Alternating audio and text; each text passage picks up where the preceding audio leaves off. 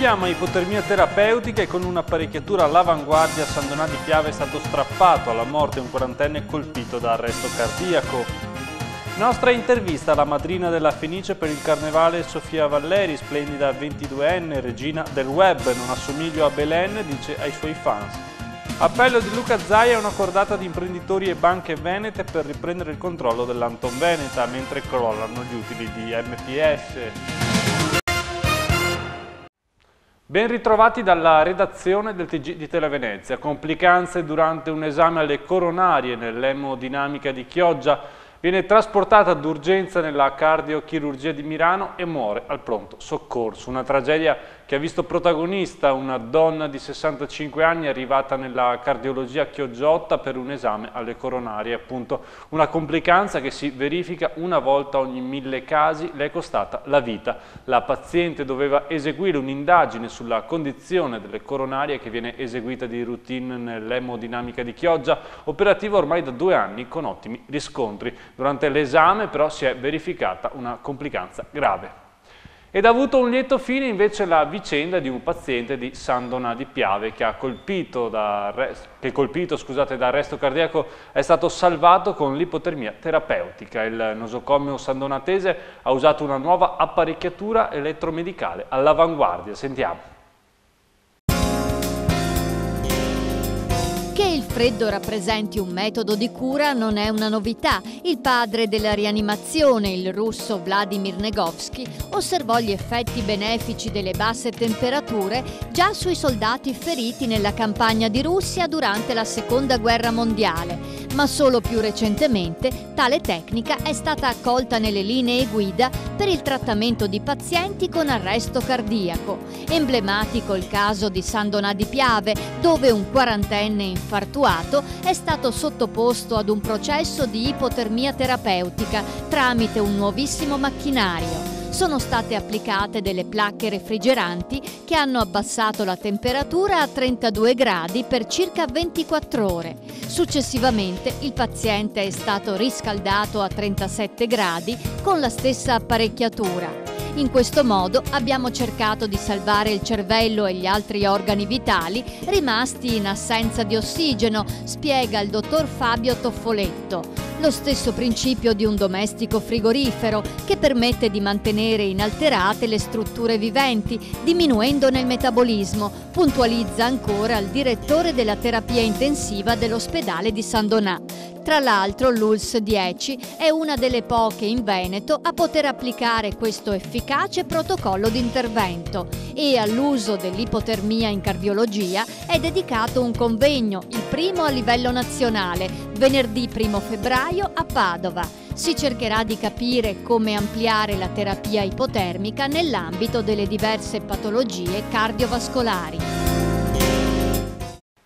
Avrebbero potuto provocare allergie e avvelenare i consumatori. Le maschere che sono state sequestrate oggi dai Baschi Verdi a Venezia erano prive dell'etichetta indicanti il materiale usato, un indicatore della probabile tossicità dei prodotti. Sentiamo. Blitz dei finanzieri contro il business illegale delle maschere tossiche a Venezia. I Baschi Verdi hanno sequestrato 450.000 prodotti, maschere, articoli carnevaleschi e bigiotteria a 2 commercianti nell'isola del Tronchetto e in piazza San Marco. I titolari, un cittadino cinese e un italiano, sono stati segnalati alla Camera di Commercio e dovranno pagare una sanzione che potrebbe raggiungere anche i 26.000 euro. Gli articoli non erano provvisti dell'etichettatura prevista per legge dalla Comunità Europea, ossia dal codice del consumo. Non fornivano cioè le informazioni indispensabili per individuare, se ve ne fossero, sostanze tossiche e pericolose. Il raid è stato ordinato dal Comando Provinciale della Guardia di Finanza per contrastare la concorrenza sleale all'artigianato veneziano, solitamente praticata da abusivi e operatori economici che importano dalla Cina articoli scadenti e spesso pericolosi per la salute, materiale che nei giorni di carnevale abbonda nei negozi e nelle bancarelle. E a proposito di carnevale, oggi è stata presentata ai giornalisti la splendida Sofia Valleri, 22 anni, mestrina, ha spopolato nel web mettendo alcune sue foto su Facebook e ora è stata scoperta dagli italiani che la definiscono la nuova Belen. Se l'ha giudicata il Teatro La Fenice come madrina del ballo della Cavalchina. Vediamo. Allora Sofia, da zero a tutto in poco tempo? No, dai, no, da zero. Ho fatto la mia gavetta comunque. Non è da zero, è che sì, mi faccio vedere all'Italia da zero. Sì, no, in termini di popolarità dico, sei passata veramente in poco tempo dalla campagna pubblicitaria dei gioielli adesso a madrina di questo Carnevale 2013. Una carriera lampo, però speriamo che duri, insomma, altrimenti mi reinvento, ragazzi, l'importante è reinventarsi. Rappresentare Venezia per te cosa rappresenta appunto? Ma Venezia penso che si rappresenti da sola, non serve che io rappresenti Venezia. Diciamo che fare la madrina del Carnevale è un piacere, Anche perché sono nata a Carnevale durante le feste. È giusto, perché domani compi gli anni se non sbaglio. Sono anche una gran festaiola, sì. Ascolta, un'altra cosa, sfatiamo questo mito di Belen, non ci assomigli e sei più carina, diciamolo. Ma me vedi, non ci assomiglio per niente, ma no, è bellissima lei, bellissima, però mi vergogno a dire che le assomiglia perché non ci assomigliamo, quindi... Ascolta, ho letto anche che comunque vorresti prossimamente, magari in un futuro prossimo, innamorarti, mettere su famiglia, avere un figlio. Ma no, questa è tutta una cosa che è stata travisata da un'intervista che avevo rilasciato. Ho detto io non potrei mai fare l'avvocato perché in un mio futuro, molto avanti, vorrei anche essere una donna. Vedo mia madre che è avvocato e che purtroppo non ha potuto essere mamma e donna perché era una donna in carriera, ha sposato il suo lavoro. Io fare la libera professionista e dedicare tutte le ore della mia vita al lavoro non ce la farei mai, è straziante. No, vorrei anche preparare i galani, le frittelle ai miei bambini visto che so cucinare.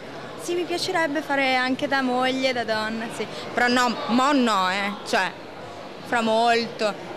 15 anni, me la prendo bella, la larga, sì, in altra vita ancora. E poi domani divento mamma, Cioè, non è... Con gli studi come siamo messi? Con gli studi mi sono trasferita a Milano, faccio giurisprudenza, mi piace mantenere il piede in più scarpe, poi quando sarò grande deciderò. Ascolta. Un saluto ai nostri telespettatori, magari in greco? In greco? O in veneziano piuttosto. O in veneziano. Ok. Un bacio. Ciao Venezia. E restiamo in tema di carnevale. La Bella Sofia arricchisce il programma già piuttosto vario che la Fenice ha preparato per l'edizione del Carnevale 2013. È già cominciato con il Barbiere di Siviglia, ma c'è ovviamente dell'altro. Sentiamo cosa allora. Si fa sempre più ricco il programma di Carnevale del Teatro La Fenice. Tanti gli appuntamenti all'insegna della follia musicale e artistica, come anticipa il sovrintendente del teatro Cristiano Chiarot. Il Barbiere di Siviglia di Gioacchino Rossini, che ha già inaugurato l'inizio del Carnevale al Teatro Malibran, sarà seguito giovedì grasso dalla Bohème di Puccini, in scena alla Fenice per circa 20 giorni. Proprio l'amore di Mimì e Rodolfo sarà la cornice, sabato 9 febbraio, dell'evento Cavalchina, ideato da Matteo Corvino e che quest'anno presentano novità. Poi quest'anno avrà la novità che continuerà anche all'aperto, oltre che in sala, in aperto il Campo San Fantino, per ricreare quella storia del carnevale antico che si svolgeva il carnevale sia nei palazzi ma sia anche nelle vie, nei campi veneziani. Il programma di Carnevale proseguirà poi lunedì e martedì grasso al Teatro Malibran, che ospiterà 2 trascinanti spettacoli di danze tradizionali russe. Una scelta quest'ultima perfettamente in linea con la volontà di dar spazio, da parte degli organizzatori del Carnevale, all'arte asiatica e orientale. E ha scelto i giorni del Carnevale l'Hotel Gritti per presentare l'albergo a 5 stelle completamente restaurato ai turisti. L'intervento è durato 15 mesi ed è costato 35 milioni di euro. Anche i prezzi delle stanze 61 e della suite 21 sono in proporzione però all'investimento deciso dalla Starwood, la società che controlla l'albergo. 12.000 euro a notte è il prezzo della suite più bella su 2 piani con una terrazza di 250 metri quadri. L'hotel ospita sempre il Presidente della Repubblica, Giorgio Napolitano, che lo preferisce di gran lunga alla Camera che è riservata al Capo dello Stato a Ca' Corner, sede della Prefettura. Ed ora l'economia, c'è preoccupazione anche fra i correntisti veneti per il crollo degli utili del Monte dei Paschi di Siena. La banca controlla anche l'Anton Veneta, un colosso che ora Luca Zaia vorrebbe che una cordata di imprenditori del Veneto si riprendesse. Vediamo. Riprendiamoci l'Anton Veneta. È l'appello che stamane ha lanciato il governatore del Veneto Luca Zaia agli imprenditori della regione. Dopo il tonfo di ieri, il Monte dei Paschi di Siena ha perso il 10% degli utili, aumentano le preoccupazioni anche per la banca veneta, che custodisce una grande fetta del risparmio della regione e che la gestisce con i suoi 400 sportelli. Zaia ha ammesso di non aver ancora parlato con esponenti del mondo economico veneto, ma ha dichiarato di conoscere l'attenzione del mondo del credito e dell'impresa rispetto alla ritorno della banca in mani venete. Il governatore leghista inoltre ha preso le distanze dalla storia dell'MPS, che ha dichiarato non avrebbe nulla a che vedere con lo stile veneto. La speranza di Zaia è che imprenditori e istituti di credito si organizzino per far tornare nella regione il controllo dell'Anton Veneta. Per i risparmiatori legati alla banca sono giorni difficili, ma gli operatori economici assicurano che esiste un fondo proprio per proteggere i correntisti. Intanto l'istituto bancario si appresta a chiudere l'esercizio con una maxi perdita di oltre 700 milioni di euro e per gli azionisti significa che non ci saranno dividendi, mentre le indagini della magistratura si allargano a macchia d'olio. Le dimensioni del danno scatenato dalla bufera derivati, per cui sono pronti i quasi 4 miliardi di aiuti dello Stato, l'equivalente dell'IMU, si sapranno soltanto il 6 febbraio, giorno in cui si riunirà il Consiglio di amministrazione per esaminare i conti. 2 volanti della polizia hanno sventato durante la notte scorsa un furto di gasolio in un cantiere della Gazzera a Mestre. L'allarme dato da un residente ha consentito agli agenti di cogliere in flagrante 2 rumeni, uno di 27 anni, l'altro di 20, con precedenti specifici. Ora si trovano agli arresti domiciliari. Il fenomeno del furto di carburante nei cantieri è uno dei reati predatori più diffusi e sta diventando una spina nel fianco per molti imprenditori. E drammatico incidente questa mattina intorno alle 11 sulla statale 14 Triestina all'altezza della grande curva fra Ceggia e Pra di Levada. Per cause ancora in corso di accertamento si sono scontrati frontalmente un camion Iveco e una Ford Focus. Ad avere la peggio è stato il conducente della vettura MG di 54 anni, commerciante di Porto Gruaro. Le condizioni dell'uomo sono apparse subito gravissime, tanto che è stato trasportato d'urgenza in elicottero a Mestre. Praticamente illeso il conducente del camion. Per la violenza dell'urto entrambi i mezzi sono finiti nel fossato che costeggia la strada. Sul posto la polizia stradale di Porto Gruaro, la polizia locale di Ceggia, i vigili del fuoco di San Donà e gli operai dell'ANAS, che hanno provveduto a chiudere la Triestina per un tratto di circa 3 km. La statale è rimasta chiusa per oltre 2 ore e mezza. Il traffico sarà nuovamente deviato nel pomeriggio per consentire il recupero del camion finito nel fossato. E voltiamo pagina, una card che potrebbe far accedere gratuitamente al casello di Dolo. L'idea è del sindaco di Mirano Pavanello, che sta trattando con CAV. Oggi è stata appunto presentata questa card, sentiamo di cosa si tratta.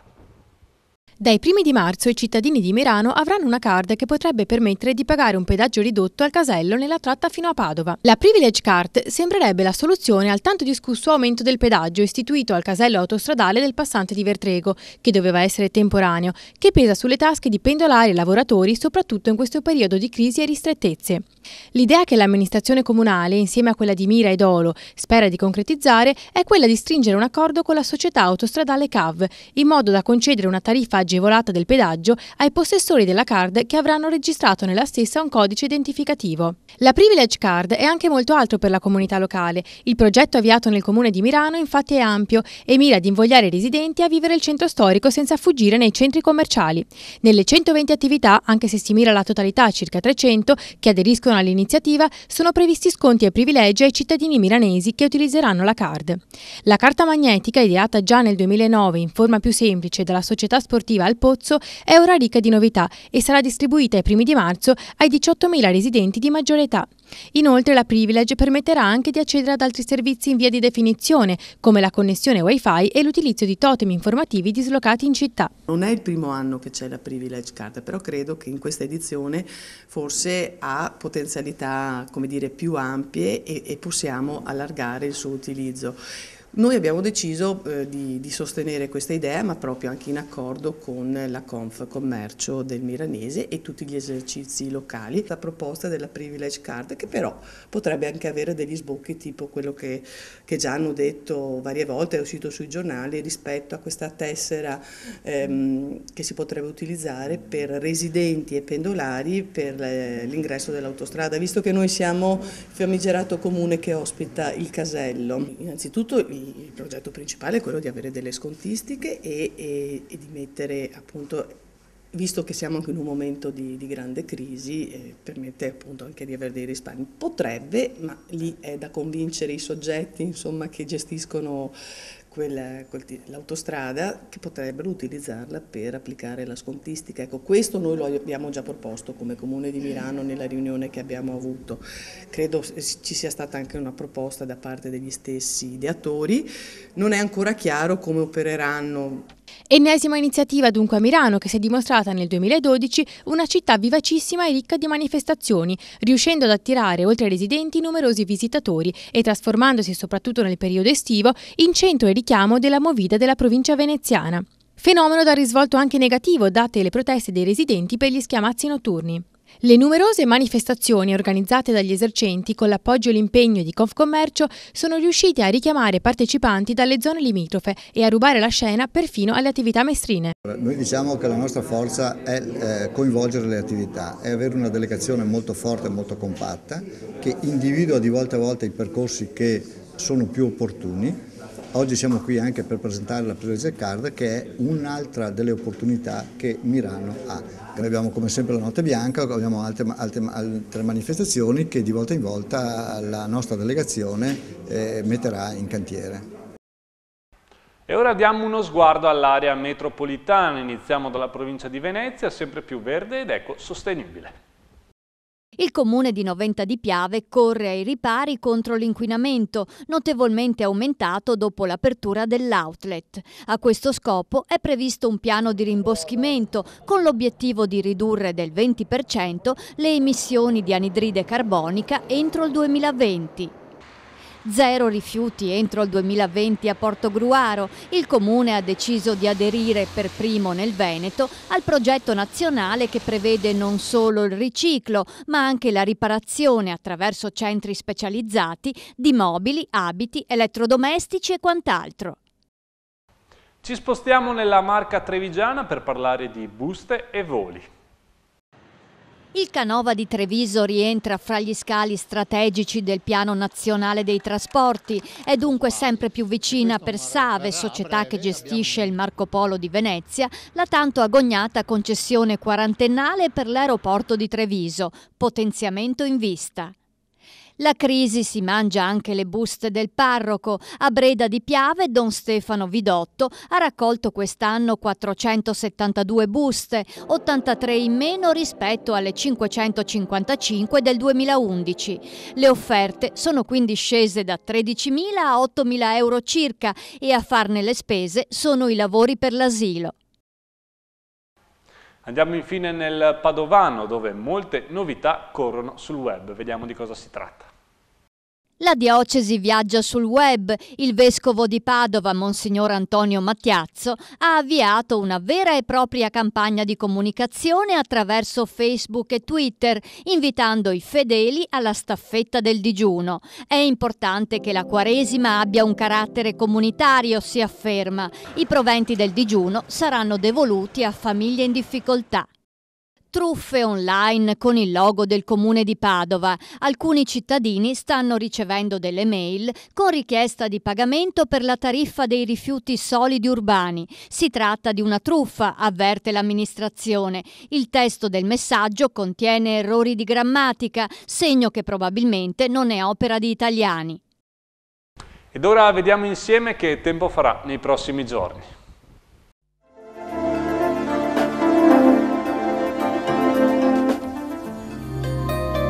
Fino a venerdì tempo stabile ma con le solite nebbie in Valpadana. Sabato una rapida perturbazione porterà pioggia.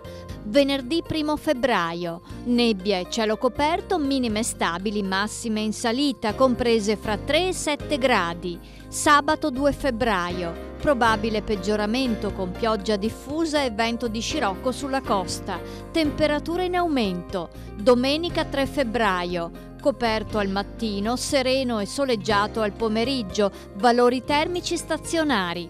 Lunedì 4 febbraio. Sereno con qualche nube di passaggio. Temperature in abbassamento con minime sotto zero, comprese fra -3 e 7 gradi. La marea di venerdì 1 febbraio è sostenuta, la massima all'1,35 80 cm, la minima alle 8,20 15 cm.